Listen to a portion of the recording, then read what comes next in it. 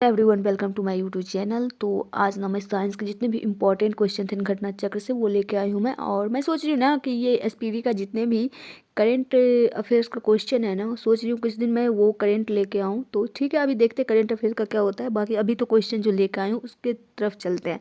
तो बिना time waste किए हुए चलते हैं क्वेश्चन की तरफ। फर्स्ट क्वेश्चन है, निम्नलिखित में कौन सा मिश्रित उर्वरक है? तो ये हो जाएगा NPK। निम्न में कौन रासायनिक उर्वरक नहीं है? तो हो जाएगा सोडियम सल्फेट। नेक्स्ट है, फसलों में पर्णीय छिड़काव के लिए सबसे उपयुक्त उर्वरक कौन है? तो ये हो जाएगा यूरिया। कौन है? यूरिया। नेक्स्ट है, यूरिया एक कार्बनिक यौगिक है जिसका रासायनिक सूत्र CH4N2O होता है। इसे कार्बामाइड भी कहा जाता है। कृषि में नाइट्रोजन युक्त रासायनिक खाद के रूप में इसका उपयोग होता है। यह फसलों में पर्णीय छिड़काव के लिए सबसे उपयुक्त उर्वरक है। नेक्स्ट क्वेश्चन है, ह्यूमस उदाहरण है। ह्यूमस किसका उदाहरण है? तो जैविक कोलाइड का। किसका? जैविक कोलाइड का। हरी खाद के लिए सबसे उपयुक्त फसल है। तो ये हो जाएगा शनई। क्या हो जाएगा? शनई। कृषि में हरी अवघटित सामग्री का उपयोग जब खाद के रूप में किया जाता है तो उसे हरी खाद कहते हैं। मृदा के लगातार दोहन से उसमें उपस्थित पौधे की वृद्धि के लिए आवश्यक तत्व नष्ट हो जाते हैं। इनकी क्षतिपूर्ति हेतु तथा मिट्टी की उपजाऊ शक्ति को बनाए रखने के लिए हरी खाद एक उत्तम विकल्प है। हरी खाद के लिए सबसे उपयुक्त फसलें हैं सनई, ढेंचा, ग्वार, लोबिया, मूंग, उड़द और जंगली नीम। वर्ष 2021 का रासायनिक शास्त्र का नोबेल पुरस्कार डैश को प्रदान किया गया। तो इसका राइट आंसर हो जाएगा बेंजामिन लिस्ट व डेविड मैकमिलन को। नेक्स्ट है, वर्ष 2019 में रसायन क्षेत्र में किसको विकसित करने के लिए नोबेल पुरस्कार प्रदान किया गया था? तो लिथियम आयन बैटरी। क्या हो जाएगा? Lithium ion battery.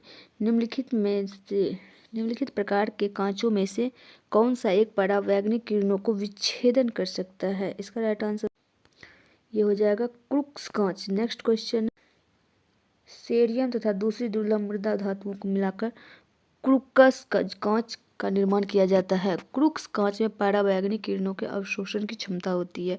चूंकि परावैंगनिक किरणें हमारी आंखों को नुकसान पहुंचाती है, इसलिए धूप के चश्मे में क्रुक्स कांच का उपयोग किया जाता है।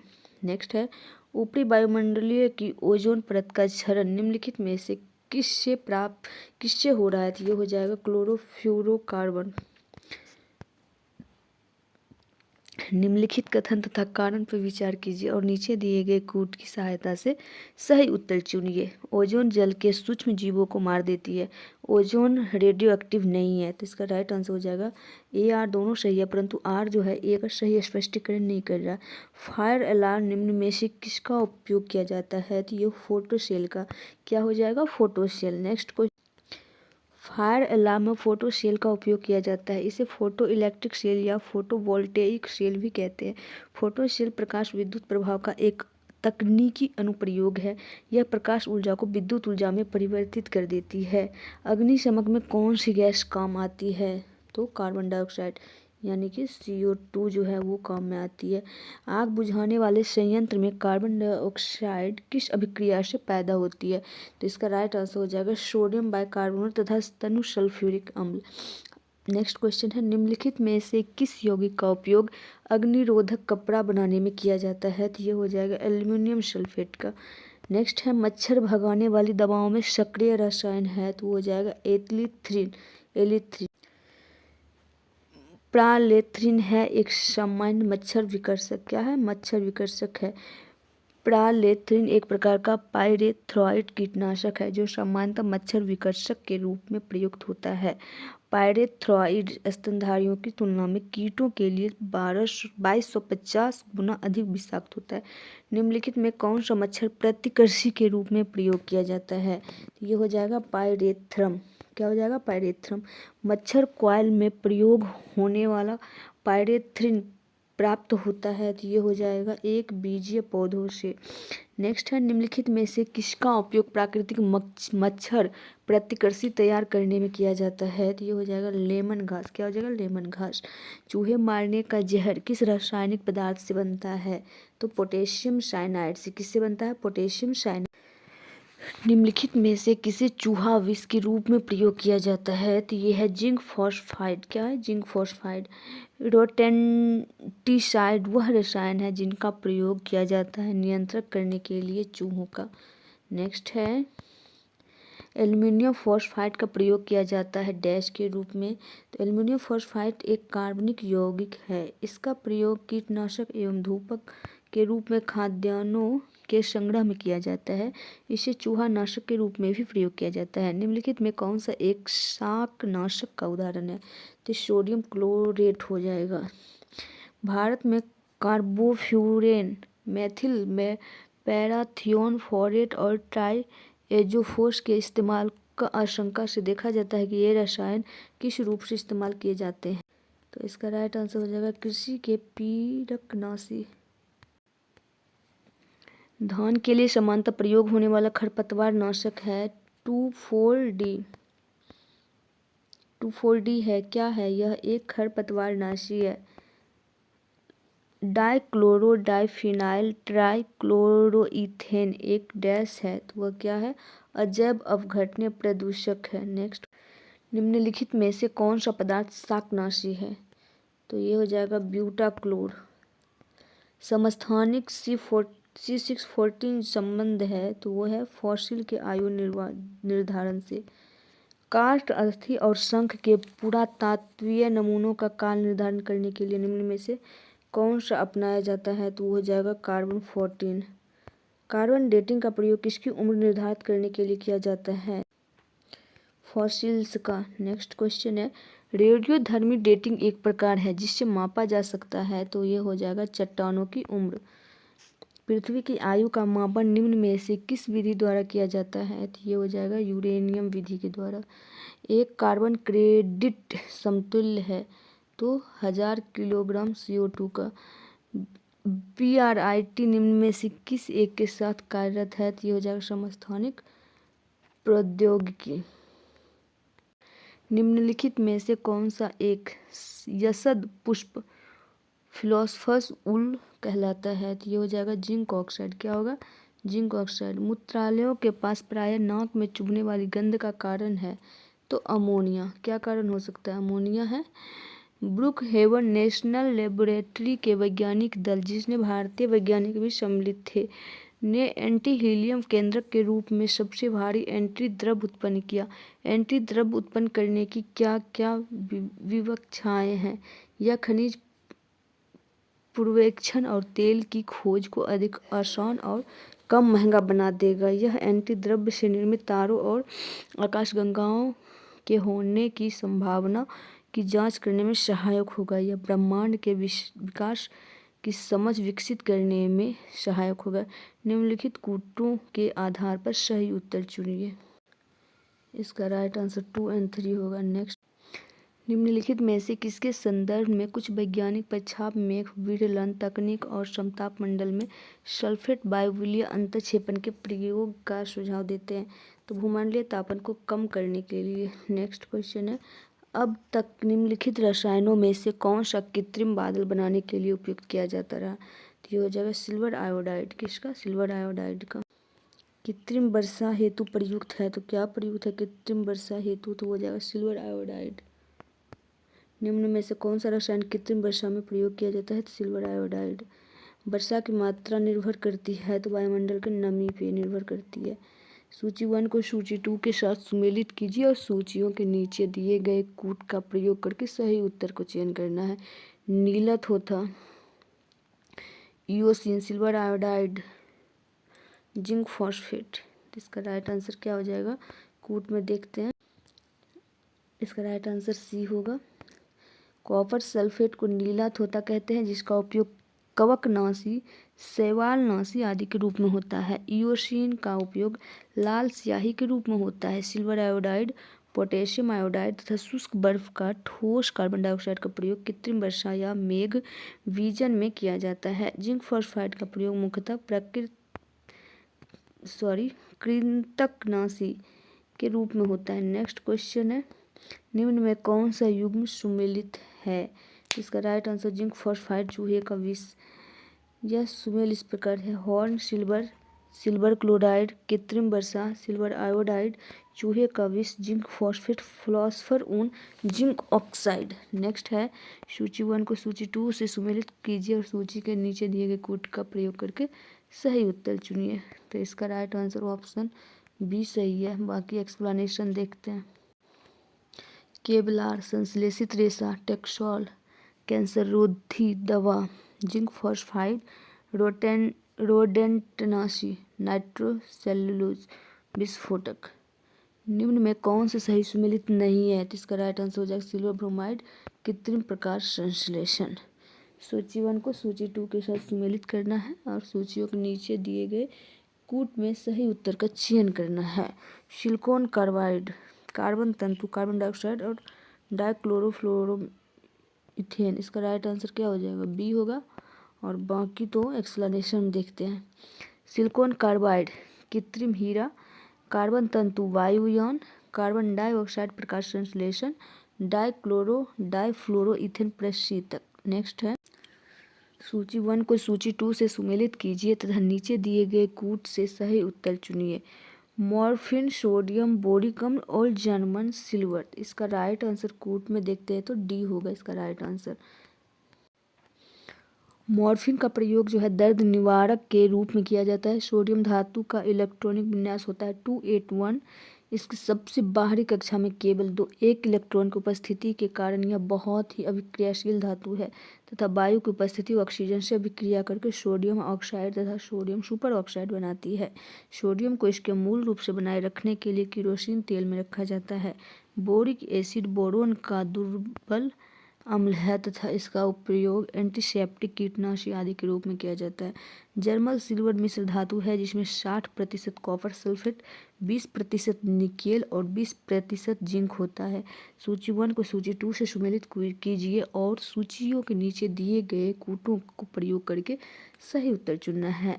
त्वचा कैंसर, ध्वनि प्रदूषण, वैश्विक तापन, ओजोन छिद्र। इसका राइट आंसर वैसे तो बी होगा। बाकी तो ऐसे क्वेश्चन को एक्सप्लेनेशन से ज़्यादा समझ में आता है। त्वचा कैंसर हो जाएगा परावैंगनी ध्वनि, ध्वनि प्रदूषण हो जाएगा डेसिबल, वैश्विक तापन कार्बन डाइऑक्साइड हो जाएगा, ओजोन छिद्र हो जाएगा क्लोरोफ्लोरोकार्बन। निम्न में से किसे भविष्य की धातु कहा जाता है? तो इसका हो जाएगा टाइटेनियम को। अंतरिक्ष युग की धातु के तौर पर ज्ञात टाइटेनियम स्टील से कई गुना हल्की और कई गुना मजबूत मिश्रित धातु है। यह काफ़ी गर्मी सहन कर सकती है और इसमें कभी जंग नहीं लगता। निम्नलिखित में कौन सुमेलित नहीं है? तो सिल्वर, मैग्नीशियम आतिशबाजी, यूरेनियम परमाणु बम, टंगस्टन इलेक्ट्रिक बल्ब, जिंक गैल्वनीकरण। रासायनिक दृष्टि से सिंदूर है, मर्क्यूरिक सल्फाइड है। रासायनिक दृष्टिकोण से सिंदूर क्या है? तो मरकरी सल्फाइड। शुष्क धुलाई में किसका प्रयोग किया जाता है? तो बेंजीन, पेट्रोल, अल्कोहल तीनों के यानी कि प्रयुक्त सभी। नेक्स्ट है लाल स्याही बनाई जाती है तो इओसिन से। लाल स्याही किससे बनाई जाती है? इओसिन से बनाई जाती है। इओसिन एक टेट्रा ब्रोमोफ्लोरिसिन है। अधिकतर लाल स्याहियाँ इओसिन का तनु विलयन होता है। निम्नलिखित में कौन सा रंग सोडियम क्रोमेट द्वारा आपूर्त होता है? तो ये हो जाएगा लाल। क्या हो जाएगा? लाल। नेक्स्ट क्वेश्चन है लाल रंग सोडियम क्रोमेट द्वारा आपूर्त होता है। निम्न में किस रसायन के कारण पटाखा फूटने से चमकदार लाल रंग दिखाई देता है?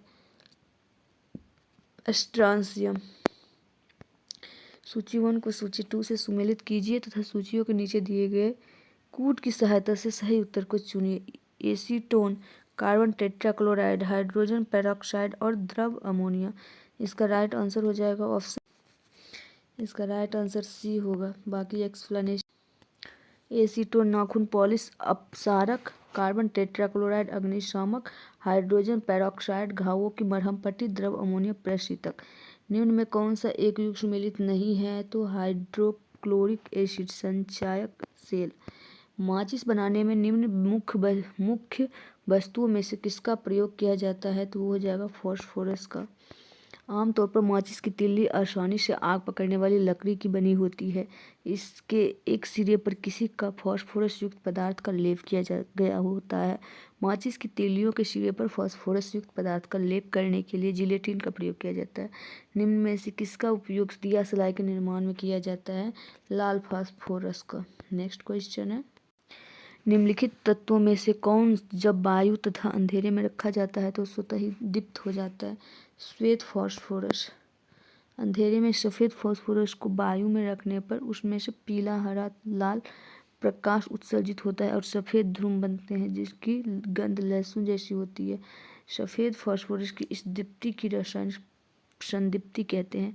वायु से बचाने के लिए सफ़ेद फास्फोरस को जल में रखा जाता है क्योंकि साधारण ताप पर वायु में यह स्वतः जलने लगता है। कार्बन नैनो ट्यूब्स किसने बनाई? तो ये हो जाएगा आइजीमा।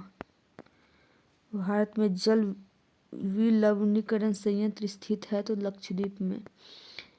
भारत में निम्न ताप ऊष्मीय विलवणीकरण सिद्धांत पर आधारित प्रतिदिन 1,00,000 लीटर लवण जल उत्पादन के लिए प्रथम विलवणीकरण संयंत्र कहाँ प्रारंभ किया गया? तो कवरत्ती में।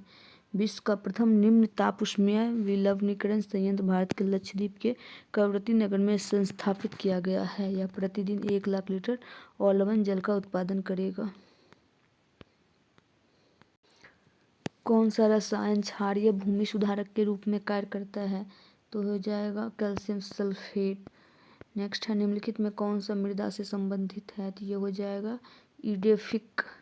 द्रवित ऑक्सीजन या द्रवित हाइड्रोजन को औद्योगिक स्तर पर प्राप्त करने में प्रयुक्त प्रौद्योगिकी कहलाती है तो क्रायोजेनिक्स कहलाती है। प्रथम विश्व युद्ध में निम्नलिखित में से किस एक का रासायनिक आयुध के रूप में प्रयोग किया गया था? इसका राइट आंसर हो जाएगा मास्टर्स गैस का। नेक्स्ट क्वेश्चन है प्रथम विश्व युद्ध के दौरान निम्नलिखित में से किसका उपयोग किया गया था? तो ये हो जाएगा मस्टर्ड गैस का। प्रथम विश्व युद्ध के दौरान जर्मन सेना द्वारा ब्रिटिश सैनिकों के विरुद्ध वर्ष 1917 में मस्टर्ड गैस का उपयोग किया गया था। मस्टर्ड गैस का उपयोग किया जाता है तो रासायनिक युद्ध में। विषाक्त मस्टर्ड गैस होती है तो द्रव होती है। नेक्स्ट है धूम्र पर्दे युद्ध में छिपने और शत्रु को छलने के लिए प्रयोग में लाए जाते हैं। धूम्र पर्दे प्रायः किसके वायु में परिरक्षित सूक्ष्म कणों के बने होते हैं? ये हो जाएगा टाइटेनियम ऑक्साइड। नेक्स्ट क्वेश्चन है एजेंट ऑरेंज क्या है? तो ये हो जाएगा संयुक्त राज्य अमेरिकी सेना द्वारा वियतनाम युद्ध में प्रयुक्त खरपतवार नाशक रसायन। नेक्स्ट क्वेश्चन है निम्नांकित में कौन सही नहीं है? तो ये हो जाएगा किसी परमाणु के नाभिक का टूटना संलयन कहलाता है। नेक्स्ट क्वेश्चन है शुष्क सेल में निम्नलिखित में से किनका विद्युत अपघट्यों के रूप में प्रयोग होता है? अमोनियम क्लोराइड और जिंक क्लोराइड को। नेक्स्ट है एक शुष्क सेल में निम्नलिखित में से किनका इलेक्ट्रोलाइट की तरह इस्तेमाल होता है? अमोनियम क्लोराइड और जिंक क्लोराइड का। नेक्स्ट क्वेश्चन है एक सामान्य शुष्क सेल में विद्युत अपघट्य होता है तो ये हो जाएगा अमोनियम क्लोराइड। क्या होता है? अमोनियम क्लोराइड होता है। एक शुष्क सेल आवेशित नहीं की जा सकती है। शुष्क सेल में होने वाली अभिक्रिया उत्क्रमणीय होती है। इसका राइट आंसर ऑप्शन सी होगा। ए सही है परंतु क्या है आर जो है ना वो गलत है। एक सूखी सेल में कौन सी ऊर्जा पाई जाती है? तो रासायनिक ऊर्जा। कौन सी ऊर्जा पाई जाती है? रासायनिक ऊर्जा। एक कार बैटरी में प्रयुक्त विद्युत अपघट्य होता है सल्फ्यूरिक अम्ल होता है। निम्न अम्लों में से किस अम्ल का प्रयोग कार बैटरियों में किया जाता है? तो सल्फ्यूरिक अम्ल का। निम्नलिखित विद्युत अपघट्यों के विलयन में से किसको कार की बैटरी में प्रयोग किया जाता है? तो सल्फ्यूरिक अम्ल का। नेक्स्ट है कार की बैटरी में उपयोग होने वाली अम्ल हो जाएगा सल्फ्यूरिक अम्ल। नेक्स्ट क्वेश्चन क्या है माइक्रोवेव ओवन जिस माइक्रोवेव ट्यूब का उपयोग होता है वह हो जाएगा मैग्नेट्रॉन ट्यूब।